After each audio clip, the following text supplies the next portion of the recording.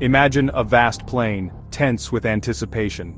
On one side, the Roman legions stand ready, shields locked, led by Gaius Julius Caesar, master of war and politics. On the other, the Grande Armée, veterans of Europe's battlefields commanded by Napoleon Bonaparte, the self-made emperor. Two titans, separated by centuries, now face each other in a fantasy showdown. Who was the greater commander? If they met with equal armies and technology, who would win? This is more than a battle of tactics, it's a clash of legacies. To answer, we must explore their origins, their rise to power, and the victories and defeats that defined them. We'll dissect their methods, their minds, and the essence of their leadership.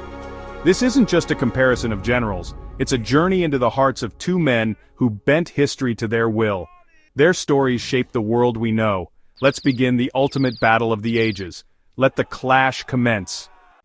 First, Gaius Julius Caesar, born into an old but not wealthy Roman family, shaped by the chaos of the late Republic. He claimed divine descent, mastered politics, and won the crowds as easily as he commanded legions. His ambition was boundless. Fast forward to Napoleon Bonaparte, born in Corsica, an outsider in France, driven by the opportunities of the revolution. Napoleon seized his moment, rising from obscurity to become emperor. Both men's paths to power were forged in conflict. Caesar's Gallic wars made him rich and popular, leading to civil war in his rule over Rome. Napoleon's victories in Italy and Egypt propelled him to seize power in a coup, crowning himself emperor. Both understood that military triumphs built political power. They were masters of self-promotion, shaping their own legends. Two men, two eras, but the same relentless drive. Caesar's rise was a masterclass in ambition. He formed the first triumvirate, dominating Roman politics with Crassus and Pompey. Appointed governor of Gaul, he waged a brutal campaign, expanding Rome's borders and his own legend. His commentaries on the Gallic War were propaganda masterpieces, cementing his image as Rome's savior. Caesar's speed and engineering feats, like the double fortifications at Alesia, became legendary. Success bred enemies. The Senate, fearing his power, ordered him to disband his army. Instead, Caesar crossed the Rubicon, igniting civil war. He emerged victorious, becoming dictator for life. But absolute power made him a target. On the Ides of March, he was assassinated by senators who feared a king. Ironically, his death paved the way for the Roman Empire. Caesar's ambition changed history forever. Napoleon's ascent was born from revolution. A scholarship student and outsider, he mastered artillery and seized every opportunity.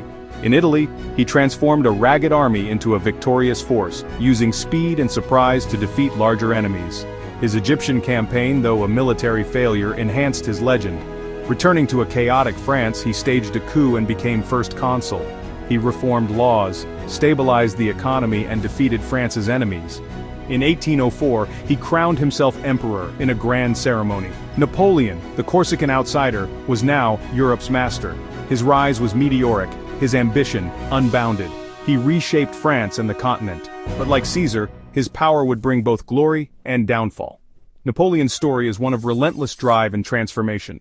Caesar and Napoleon, two military geniuses, two styles of war. Caesar's strength was the Roman legion, disciplined, versatile, and loyal. He motivated his men, moved with speed, and led from the front. His strategies were direct, relying on engineering and adaptability. Napoleon, master of modern warfare, perfected the core system, flexible, fast-moving mini-armies. He wielded artillery as a decisive weapon, using massed firepower to break enemy lines. Napoleon's genius was operational, seeing the big picture, moving armies like chess pieces. Caesar's leadership was personal, his men followed him anywhere. Napoleon's was strategic, controlling vast forces from his headquarters. Both took risks, both inspired fierce loyalty. Their contrasting styles defined the art of war in their eras.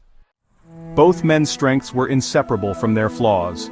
Caesar was a political and military genius, inspiring loyalty and building coalitions. But his ambition and disregard for tradition made him enemies. He was too forgiving to rivals, underestimating their resentment, fatal on the Ides of March.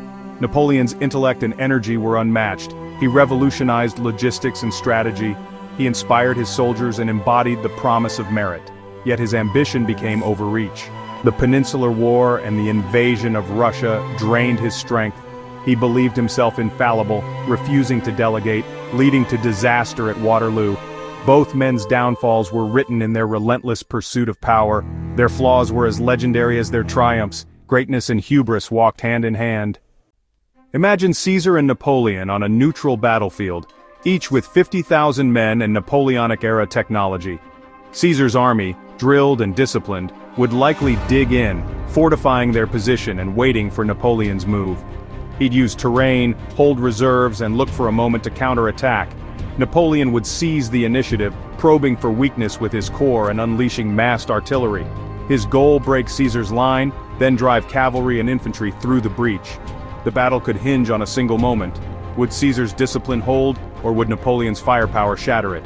If Napoleon overcommitted, Caesar might strike with his reserves, turning the tide. It's a true toss-up. Napoleon's operational style was designed to defeat armies like Caesar's, but Caesar's tactical genius and ability to inspire could never be counted out. The outcome would depend on a single decision, a single mistake. In this ultimate war game, both legacies are on the line. Who would win? History leaves it open. Caesar and Napoleon didn't just win battles, they reshaped the world. Caesar's conquest of Gaul spread Roman culture and language and law, laying the foundation for Western civilization. His name became a title, Kaiser, Tsar, and his reforms shaped empires for centuries. He created the model of the all-powerful ruler. Napoleon was the great modernizer. His Napoleonic Code redefined law, enshrining equality and abolishing privilege. He built the modern French state, reformed education, and centralized government. His military innovations changed warfare forever. Both men's legacies shaped Europe and the world that followed. Their shadows stretch across history.